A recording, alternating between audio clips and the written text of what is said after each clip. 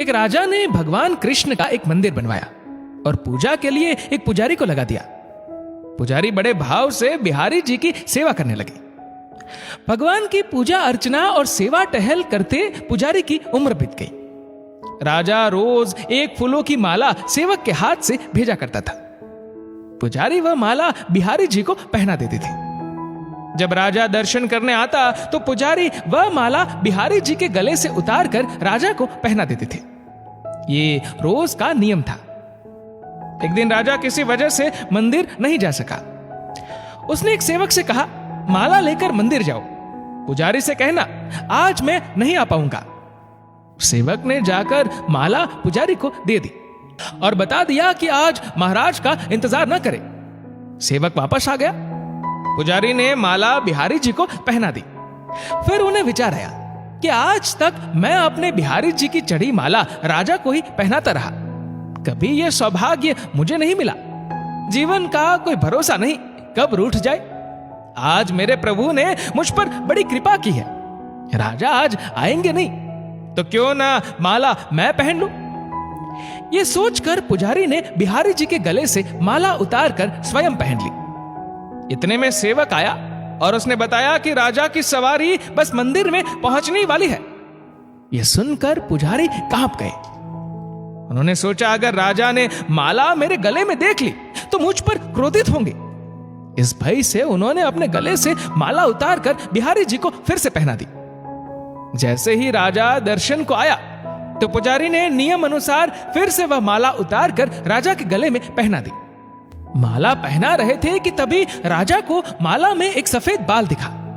राजा सारा माजरा समझ गया कि पुजारी ने माला स्वयं पहन ली थी और फिर निकाल कर वापस डाल दी होगी। पुजारी ऐसा छल करता है, यह सोचकर राजा को बहुत गुस्सा आया। उसने पुजारी जी से पूछा, पुजारी जी ये सफेद बाल किसका है?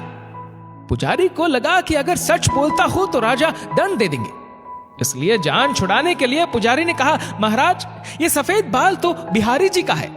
अब तो राजा गुस्से से आग बबूला हो गया कि ये पुजारी झूठ पर झूठ बोले जा रहा है। भला बिहारी जी के बाल भी कहीं सफेद होते? राजा ने कहा, पुजारी अगर ये सफेद बाल बिहारी जी का है तो सुबह श्रृंगार के समय मैं आऊंगा और देखूंगा कि बिहारी जी के बाल सफेद है या काले। अगर बिहारी जी के बाल काले निकले तो आपको फांसी हो जाएगी। राजा हुक्म सुनाकर चला गया। अब पुजारी रोकर बिहारी जी से विनती करने लगे, प्रभु मैं जानता हूं आपके सम्मुख मैंने झूठ बोलने का अपराध किया। अपने गले में डाली माला पुनः आपको पहना दी। आपकी सेवा करते करते वृद्ध हो गया। ये लालसा ही रही कि कभी आपको चढ़ी माला पहनने का सौभाग्य मिले। इसी लोभ में यह सब अपराध हुआ। मेरे ठाकुर जी पहली बार यह लोभ हुआ और ऐसी विपत्ति आ पड़ी है। मेरे नाथ अब नहीं होगा ऐसा अपराध, अब आप ही बचाइए, नहीं तो कल सुबह मुझे फांसी पर चढ़ा दिया जाएगा। पुजारी सारी रात रोते रहे। सुबह होते ही राजा मंदिर में आ गया। उसने कहा कि आज प्रभु का श्रृंगार वह स्वयं करेगा। इतना कहकर राजा ने जैसे ही मुकुट हटाया तो हैरान रह गया, बिहारी जी के सारे बाल सफेद थे। राजा को लगा पुजारी ने जान बचाने के लिए बिहारी जी के बाल रंग दिए होंगे। गुस्से से तमतमाते हुए उसने बाल की जांच करनी चाहिए। बाल असली है या नकली, यह समझने के लिए उसने जैसे ही बिहारी जी के बाल तोड़े, बिहारी जी के सिर से खून की धार बहने लगी। राजा ने प्रभु के चरण पकड़ लिए और क्षमा मांगने लगा। बिहारी जी की मूर्ति से आवाज आई, राजा तुमने आज तक मुझे केवल मूर्ति ही समझा, इसलिए आज से मैं तुम्हारे लिए मूर्ति ही हूं। पुजारी जी मुझे साक्षात भगवान समझते हैं। उनकी श्रद्धा की लाज रखने के लिए आज मुझे अपने बाल सफेद करने पड़े, रक्त की धार भी बहानी पड़ी तुझे समझाने के लिए। यह कहानी किसी पुराण से तो नहीं है, लेकिन इसका मर्म किसी पुराण की कथा से कम भी नहीं है। कहते हैं समझो तो देव, नहीं तो पत्थर। श्रद्धा हो तो उन्हीं पत्थरों में भगवान सप्राण होकर भक्त से मिलने आ जाएंगे।